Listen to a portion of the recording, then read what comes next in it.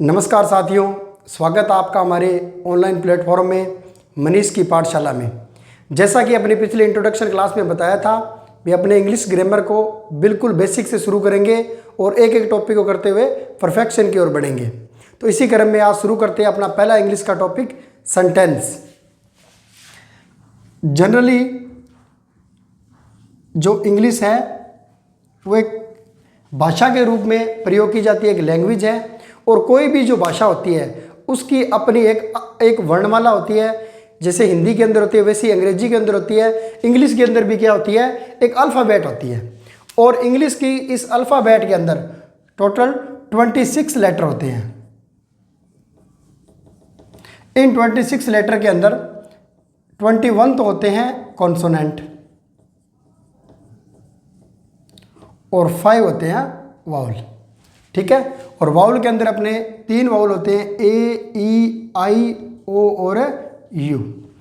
ये वाउल्स मिलके ऑलमोस्ट है, जो हिंदी की बात करें जैसे मात्रा होती है वैसे ये वाउल्स मिलके क्या करते हैं, मात्रा बनाते हैं। और उसके बाद जो अपनी पहली इकाई बनती है वो बनती है वर्ड। कोई भी सेंटेंस है उसके कुछ एलिमेंट्स होते हैं और उन एलिमेंट्स को कहते हैं वर्ड। तो सेंटेंस के बारे में एक डेफिनेशन दी जाती है, अ ग्रुप ऑफ वर्ड्स। तो उससे पहले देखते हैं वर्ड क्या होता है। वर्ड क्या है, ये जो लेटर्स हैं इनका एक सार्थक जो ग्रुप बनता है वो कहलाता है वर्ड्स। कोई भी लेटर लेते हैं उनको आपस में जोड़ते हैं, जैसे DOG बन गया डॉग, डॉग। तो ये क्या है, एक वर्ड है। और वर्ड भी क्या है, कॉन्सोनेंट वाउल से मिलकर बना हुआ एक सार्थक शब्द होता है। ठीक है। उसके बाद अपने सेंटेंस की बात करते हैं, सेंटेंस के डेफिनेशन की बात करते हैं। तो सेंटेंस की डेफिनेशन क्या आती है, a group of words. Generally यही शब्द अपने पढ़ते हैं। सेंटेंस क्या होता है, अ ग्रुप ऑफ वर्ड्स, जो कि एक गलत अवधारणा है, एक गलत कंसेप्ट है। जैसे अगर मैं बात करूं, he a Ram is, he a Ram is, तो ये ग्रुप ऑफ वर्ड्स है या नहीं है, बिल्कुल है। ही है, ए है, राम है, वर्ड 1 2 3 4 वर्ड मिलकर ग्रुप ऑफ वर्ड्स तो बन गया। बट क्या ये ग्रुप ऑफ वर्ड मिलकर सेंटेंस बना है, नहीं बना है। या बना है, बिल्कुल बना है। सेंटेंस तो बना है लेकिन इनका कोई सार्थक मीनिंग नहीं निकल रहा। तो सेंटेंस क्या है, a group of words which have complete sense. Means sentence a group of words which have complete sense. Word क्या है, सेंटेंस क्या है, शब्दों का एक समूह है जिसका सार्थक मीनिंग निकलना चाहिए, जिसका कोई ना कोई सार्थक अर्थ निकलना चाहिए। अब इसी सेंटेंस को अगर मैं ऐसे लिखूं, ही इज राम, वह राम है। या मैं लिखूं,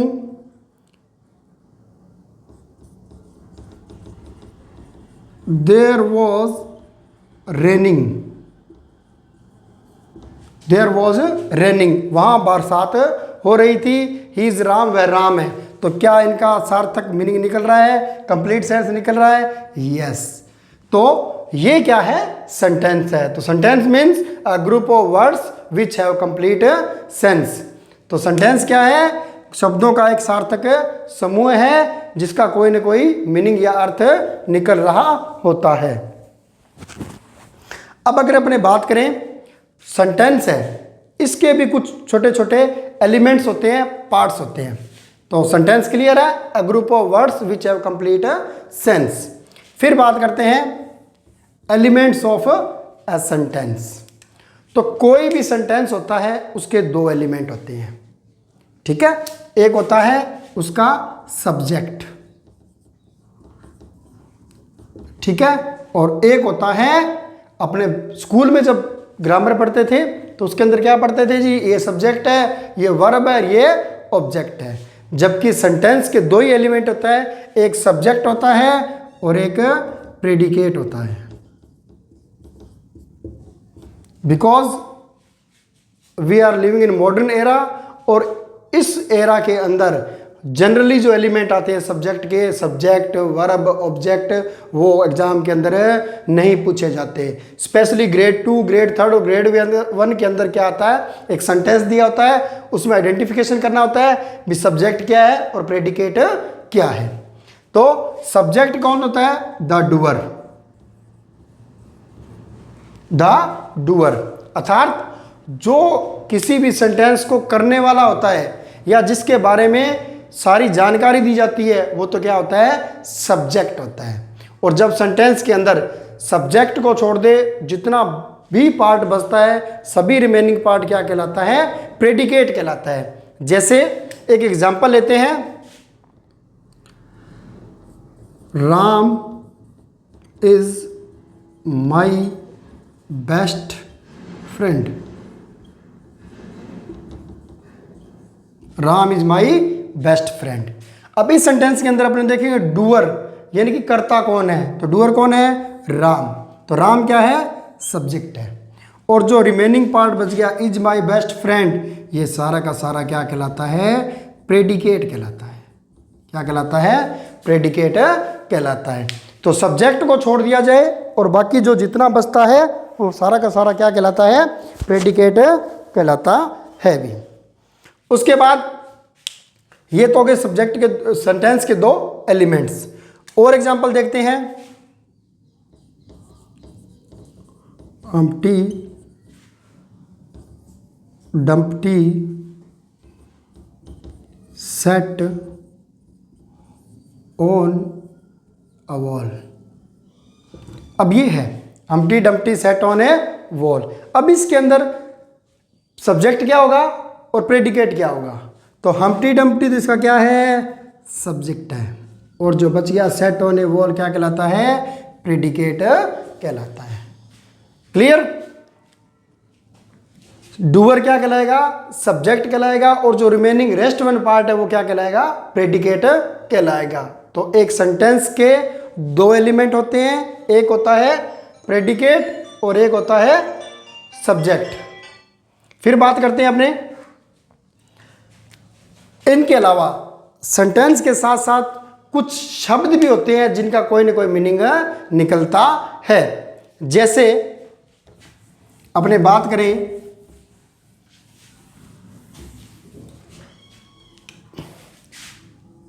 he was sitting in a corner, he was sitting in a corner, वह कॉर्नर में बैठा था। अब देखो सब्जेक्ट और प्रेडिकेट की बात करें तो ही तो क्या है, इसके अंदर है सब्जेक्ट है, और जितना का जितना रिमेनिंग पार्ट है वो सारा का सारा क्या कहलाएगा, प्रेडिकेट कहलाएगा। ग्रेड 1 के अंदर अक्सर एक क्वेश्चन आता है, उसको बोलते हैं स्पोका, एक टर्म चलता है, चैप्टर है स्पोका। उसके अंदर क्या होता है, एक बार एग्जाम के अंदर क्वेश्चन पूछा, प्रेडिकेट न देकर प्रेडिकेटर भी दिया हुआ था भी, ठीक है।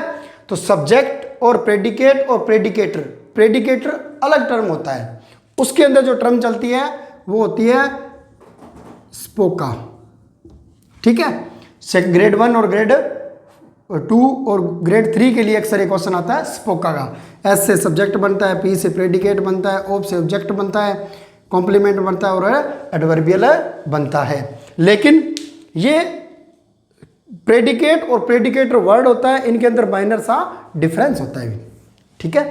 प्रेडिकेट तो होता है remaining part of a sentence besides subject, जबकि प्रेडिकेटर होता है सिर्फ और सिर्फ जो वर्ब होती है उसको प्रेडिकेटर बोला जाता है। अब एक एग्जांपल को देखते हैं, he was sitting in A corner. अब ये देखो इन ए कॉर्नर, एक कोने में, तो इसका अर्थ निकल रहा है या नहीं निकल रहा, निकल रहा है। सेंस निकल रहा है क्या, निकल रहा है, लेकिन कंप्लीट सेंस निकल रहा है क्या, नहीं निकल रहा, ठीक है। तो इसको क्या बोलते हैं, फ्रेज, क्या बोलते हैं? फ्रेज। तो एक टर्म है इंग्लिश के अंदर फ्रेज। तो फ्रेज क्या होता है? A group of words which have some sense but not complete sense।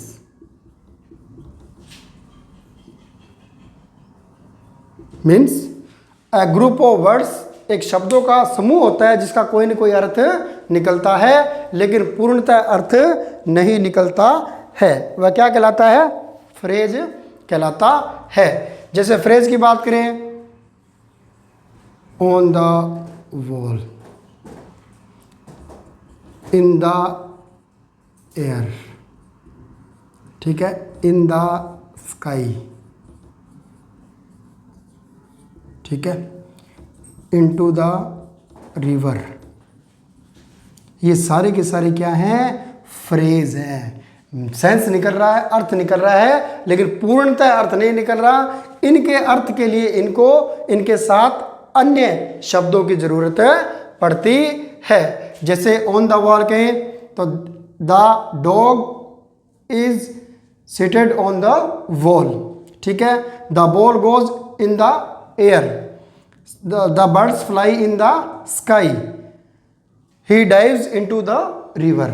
तो इन शब्दों को पूर्ण करने के लिए इनके साथ और शब्द जोड़ने पड़ते हैं ताकि इनका सार्थक अर्थ निकल जाए। तो a group of word which have some sense but not complete sense is called a phrase. Okay, next. इसके अलावा एक और टर्म होती है जिसको बोला जाता है क्लास। क्लास, क्लास क्या होती है? अगर बात करें, the boy who was sitting in that corner is my brother.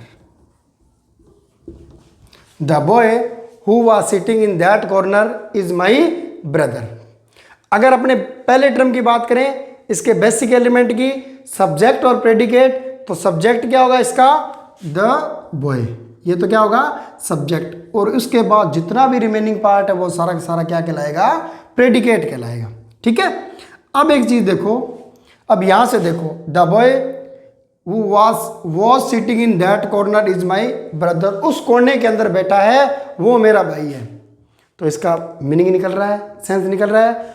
Yes, क्या? वो लड़का जो कॉर्नर में बैठा है वो मेरा भाई है। लेकिन इसके साथ अपने एक शब्द और जोड़ दे, द बॉय हु, उसके बाद क्या बनता है? इसका इसके साथ लिंक जुड़ रहा है भी, ठीक है। तो who was sitting in that corner is my brother, ये क्या कहलाता है? क्लॉज कहलाता है। इंग्लिश के अंदर है क्लॉज कहलाता है। तो क्लॉज क्या होता है? ये भी क्या होता है? अ ग्रुप ऑफ वर्ड्स होता है जिसके अंदर एक सब्जेक्ट होता है और एक प्रेडिकेट होता है। ये मिलकर किसी वाक्य को कंप्लीट करते हैं, तब क्या कहलाता है? ये सेंटेंस कहलाता है, ठीक है। यानी कि यहां से लेकर जो पार्ट बचा हुआ है वो सारा का सारा क्या है? क्लॉज है, ठीक है। क्लॉज को अपने कंप्लीटली डीप लेवल पर पढ़ेंगे अपने सिंथेसिस की टॉपिक में, ठीक है। वहाँ पर नाउन क्लॉज आएगी, एडजेक्टिव क्लॉज आएगी, एडवर्बियल क्लॉज आएगी, उनको कंप्लीटली वहाँ पर स्टडी करेंगे, ठीक है। उसके बाद आगे बढ़ते हैं, फिर एक बार थोड़ा सा रिवीजन देख लेते हैं। सबसे पहले अपने क्या देखा? Sentence, a group of words which have complete sense. उसके बाद बात करते हैं अपने पढ़ा था phrase, a group of words which have some sense but not complete sense. फिर बात करते हैं clause, a group of words which have a subject and a predicate. और ये मिलकर क्या कहलाते हैं? क्लॉज कहलाते हैं, जो किसी वाक्य को जोड़ने के काम आता है। कनेक्टर लगा होता है और कनेक्टर है जो मिलकर क्या करेगा? सेंटेंस को कंप्लीट करेगा। ठीक है, उसके बाद आगे बढ़ते हैं।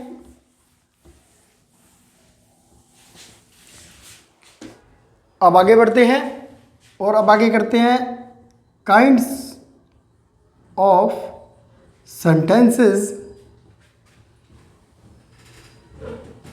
And their identification. जनरली अपने बुक्स के अंदर दिया होता है kinds of sentences. We have 4 kind of sentences, 5 kind of sentences, 6 kind of sentences. But आज तक कभी जितने भी एग्जाम हुए उनमें कभी नहीं पूछा गया है भी सेंटेंसेस कितने प्रकार के होते हैं या सेंटेंसेस का कौन सा पार्ट है, प्रकार है, वो वर्तमान में प्रचलन में है।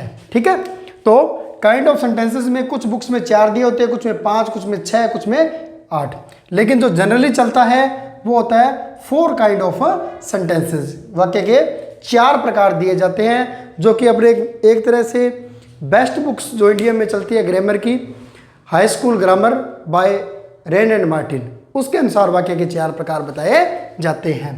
पहला है असर्टिव सेंटेंसेस।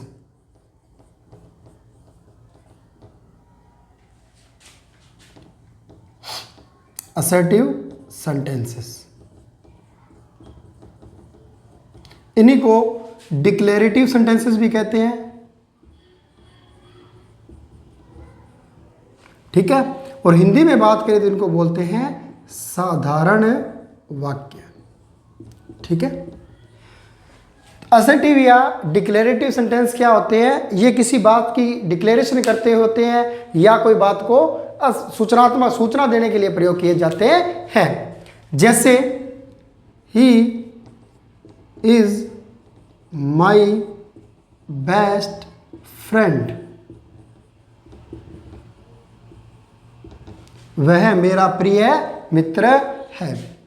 अब इसके अंदर क्या है? ये सब्जेक्ट है, वर्ब है, प्रोनाउन है, एडजेक्टिव है और फिर क्या है? नाउन भी है और ऑब्जेक्ट भी है। तो इसकी पहचान क्या होगी? ये सब्जेक्ट के साथ शुरू होगा और फुल स्टॉप के साथ खत्म होगा।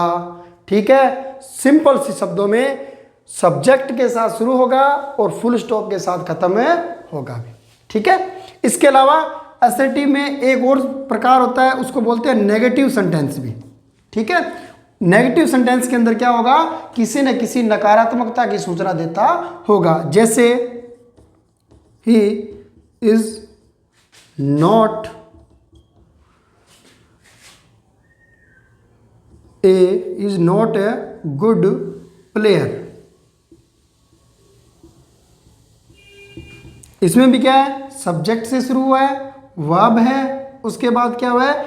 नेगेटिव देने के लिए एक वर्ड दिया गया है, नॉट वर्ड है, फिर एक आर्टिकल दिया हुआ है, फिर एक एडजेक्टिव दिया हुआ है, फिर नाउन दी हुई है, यानी कि ऑब्जेक्ट दिया हुआ है भी। ठीक है, तो नेगेटिव सेंटेंस किससे? सब्जेक्ट से शुरू होता है, इसके भी लास्ट में फुल स्टॉप होता है और बीच में कहीं ना कहीं एक नेगेटिव वर्ड दिया होता है, जो नोट भी हो सकता है, नो भी हो सकता है, नेवर भी हो सकता है, हार्डली भी हो सकता है, सेल्डम भी हो सकता है, एटसेट्रा।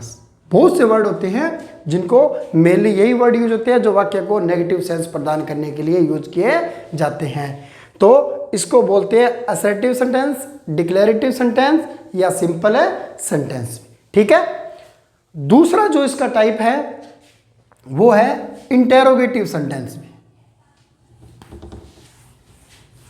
जिसे सामान्य भाषा में कहते हैं हिंदी के अंदर प्रश्नवाचक वाक्य में।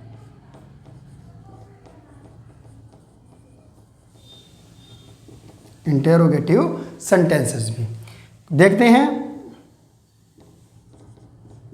What is your name? ठीक है,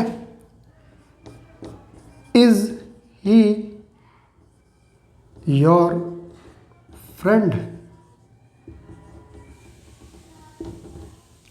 ठीक है, what is your name and he is your friend. दो एग्जाम्पल हैं। ये जो एग्जाम्पल शुरू हुआ है ये WH वर्ड से हुआ है और ये जो एग्जाम्पल है वो हेल्पिंग वर्ब से शुरू हुआ है।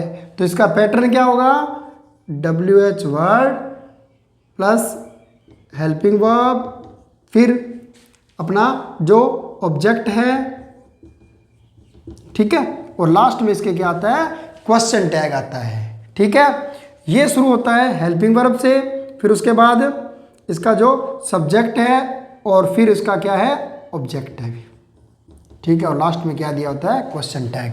तो इंटेरोगेटिव का सबसे जो आसान पहचान है वो क्या है, लास्ट में क्वेश्चन टैग, प्रश्नवाचक चिन्ह लगा होता है। और ये दो तरह से बनते हैं, एक WH वर्ड से और एक हेल्पिंग वर्ब से।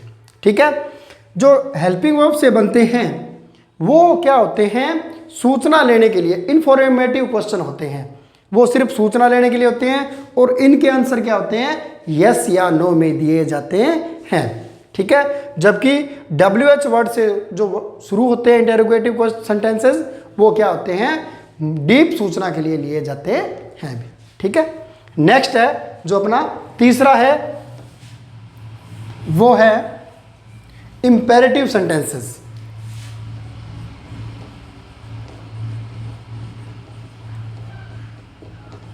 इंपेरेटिव सेंटेंसेस, हिंदी में इनको बोलते हैं आज्ञा सूचक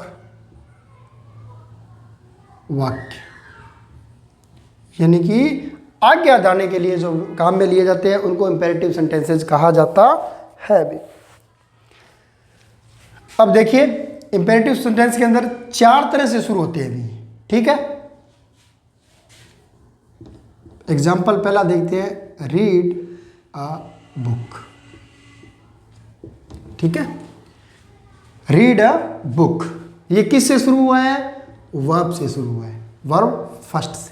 ठीक है, तो जो पहला शुरू होता है वो जो इंपेरेटिव सेंटेंस है वो किससे बन सकता है, verb first plus dash dash dash, आगे आपका वर्ब है, फर्स्ट के बाद सब्जेक्ट है, ऑब्जेक्ट है या प्रेडिकेट है, कॉम्प्लीमेंट है, उनसे मिलकर। ठीक है, दूसरा जो शुरू होता है वो होता है लेट से, late me show your card, late me show your card. ठीक है, तो ये किससे शुरू हुआ है, लेट से, लेट प्लस आगे जो भी चलेगा वाक्य को पूरा, तो किससे शुरू होगा, पहला हुआ वर्ब फर्स्ट से, दूसरा हुआ लेट से। तीसरा जो प्रकार शुरू होता है, please give me a pen, please give me a pen, कृपया मुझे एक पेन दीजिए। और एक बहुत ही फेमस एग्जांपल जो अपने स्कूल में एप्लीकेशन में लिखते आए थे, काइंडली ग्रांट मी लीव, ये तो अपने 4th क्लास से जब एप्लीकेशन शुरू करते हैं उसमें ये word use, kindly grant me leave for 1 day 2 days, है ना। तो एक जो इंपेरेटिव सेंटेंस होता है वो शुरू होता है प्लीज और काइंडली से। ठीक है, और उसके बाद रिमेनिंग सेंटेंस। ठीक है, चौथा जो इसका पार्ट शुरू होता है वो होता है do not write on wall. ठीक है, do not write on wall, तो ये शुरू होगा डू नॉट या डोंट से, रिमेनिंग सेंटेंस। ठीक है, इंपेरेटिव सेंटेंस कितने प्रकार के होते हैं, 4 प्रकार से बन सकते हैं। पहला बनेगा वर्ब फर्स्ट से, read a book, write a letter. ठीक है, दूसरा होगा लेट से, तो let me show your card. ठीक है, let me do this work. उसके बाद तीसरा होगा या तो प्लीज से शुरू होते हैं या काइंडली से, जितने भी शुरू होते हैं सारे क्या कहलाएंगे, इंपेरेटिव सेंटेंस कहलाएंगे। Please give me a pen, kindly grant me leave.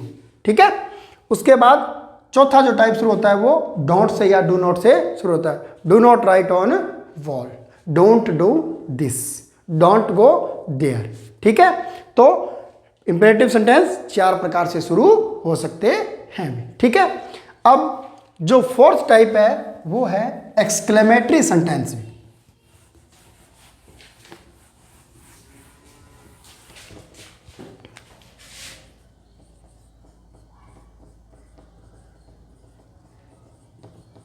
Exclamatory sentences में, ठीक है। एक्सक्लेमेटरी सेंटेंस क्या होता है? ये सडन फीलिंग होती है, अचानक जो फीलिंग आती है वो क्या कहलाता है? एक्सक्लेमेटरी कहलाता है। जैसे सपोज करो आप शिमला गए, घूमने गए, वहाँ पर आपने जो ग्रीनवुड है वो देखा, तो आपके मुंह से निकला वाह व्हाट है सीन, ठीक है ना, अचानक फीलिंग आई। या फिर अपने कोई मैच देख रहे हैं, मैच देखते देखते क्या करते हैं, लंबा छक्का मार दियो, वाह व्हाट है सिक्स बोलते हैं ना, तो अचानक जो फीलिंग आती है तो उनको बोलते हैं एक्सक्लेमेटरी सेंटेंस भी। ग्रेड 2 के एग्जाम में क्वेश्चन आया था, एक्सक्लेमेटरी सेंटेंस क्या होते हैं? Sudden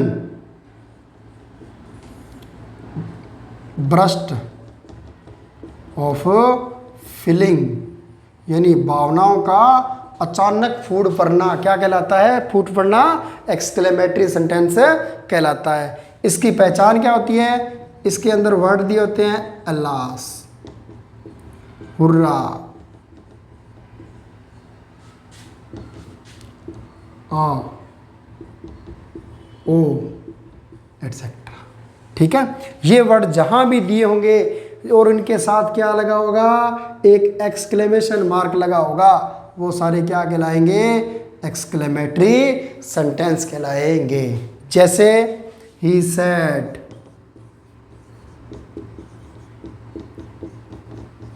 hurrah, we won, we won. जैसे अभी वर्ल्ड कप फाइनल जब इंडिया ने जीता, तो जो मैच क्रिकेट के लवर हैं उनके मन से जैसे ही फाइनल मैच में फाइनल बॉल हुई या सूर्य कुमार यादव ने जो कैच पकड़ा, उससे क्या था? क्रिकेट, वाह व्हाट अ कैच, ओ निकलता है ना। ये सारी की सारी क्या होती है? सडन ब्रस्ट ऑफ फीलिंग होती है, भावनाओं का अचानक फूट पड़ना। तो ये क्या किस में आता है? एक्सक्लेमेटरी सेंटेंस के अंदर आता है। ये क्या दिखाते हैं? ये दिखाते हैं सोरो को, मतलब दुख, खुशी को, जॉय, खुशी को, ठीक है।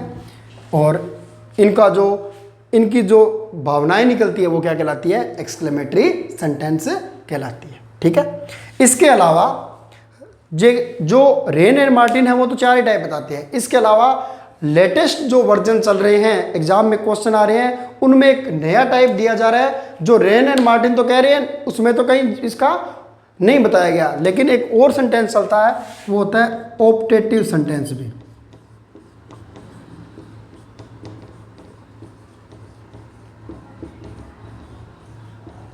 ऑप्टेटिव सेंटेंस, ठीक है। ऑप्टेटिव सेंटेंस क्या होते हैं? ये सेंटेंस बताते हैं किसी भी खुशी को, यानी कि या श्राप को। जैसे किसी को श्राप देना है, कर्स, ठीक है। इसके अलावा अगर बात करें अपने किसी को आशीर्वाद देने के लिए, ठीक है, और आशीर्वाद देने के लिए कह दिया, श्राप देने के लिए कह दिया,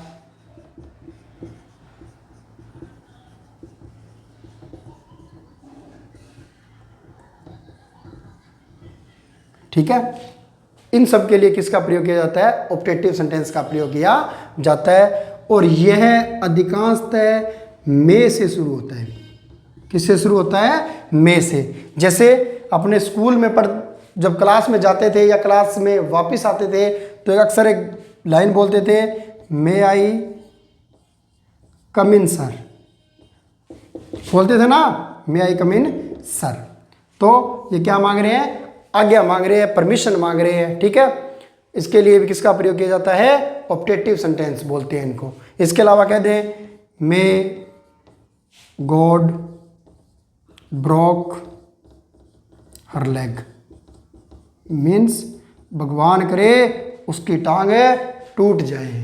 अब ये क्या है? उसकी टांग टूट जाए एक तरीके का श्राप है भी। ठीक है, तो श्राप देने के लिए, आशीर्वाद देने के लिए, अनुमति लेने के लिए, सभी के लिए किसका प्रयोग, जो सेंटेंस बोलते हैं उनको बोला जाता है ऑप्टेटिव सेंटेंस में। ठीक है, तो आज अपने शुरू किया था सेंटेंस से, फिर सेंटेंस के एलिमेंट्स पढ़े हैं, उसके बाद सब्जेक्ट एंड प्रेडिकेट पढ़ा है, फिर फ्रेज, क्लॉज और सेंटेंस को पढ़ा है, उसके बाद टाइप ऑफ या काइंड ऑफ सेंटेंसेस पढ़ा है।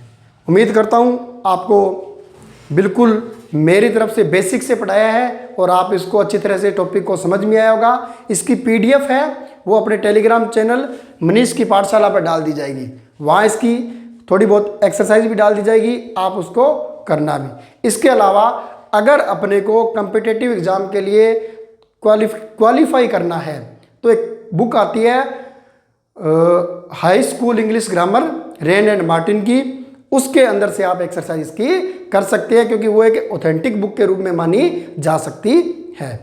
तो आप, उम्मीद करता हूँ वीडियो पसंद आया होगा। ज़्यादा से ज़्यादा इसको लाइक करें, शेयर करें, चैनल को सब्सक्राइब करें और अपने दोस्तों तक इसको पहुंचाएं, ताकि जो बिगिनर्स हैं, जो हिंदी मीडियम से शुरू हुए हैं, उनको इन क्लासों का लाभ मिल सके। धन्यवाद। Have a nice day.